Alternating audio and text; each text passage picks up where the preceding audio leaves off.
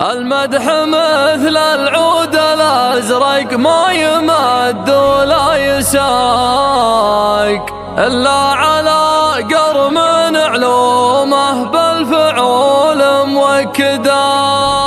لا صدبوا جنب نصخيف وصدبوا كف الرقاق، علي الثمالي ما يجنب لين يبلغ مقصده.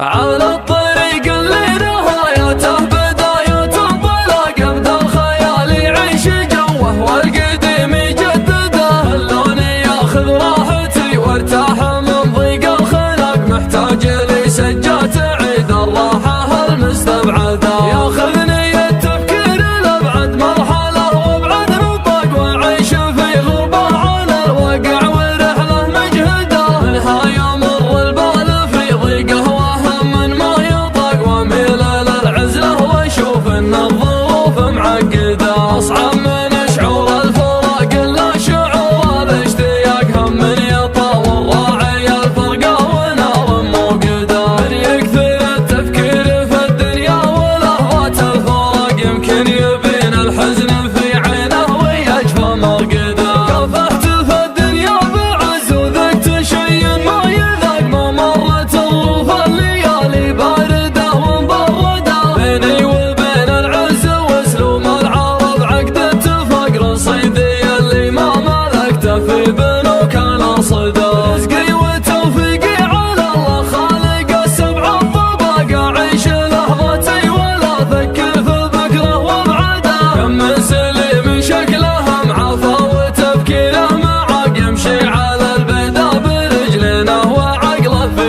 يده. اللي ينفتح للشر باب يصير كانه في سباق، واللي نصيته في مجال الخير كانك تطرده. الخير والمعروف ما يجزى بصده وانشقاق، على الاقل اللي يتجمل فيك احد لا تجحده. هيا الرفيق اللي لي ضاقت علي الارض ضاق، يسعدني اللي شفته اسعد واحد الله يسعده. صدره خلي من الحسد والحقد واسلوب النفاق، لا شفته بقل ضيقة الخاطر عساني مفقده. المدح مثل العود الازرق ما يمد ولا يساق الا على قرم علومه بالفعول موكده. صدبوا جنب نصخيف وصدبوا كف رقاق، علي الثمالي ما يجنب لين يبلغ مقصده. اسمر مع اهل المرجله ما هو سريع على احتراق، يوم الاسامي بعضها بالانقلاب مهدده.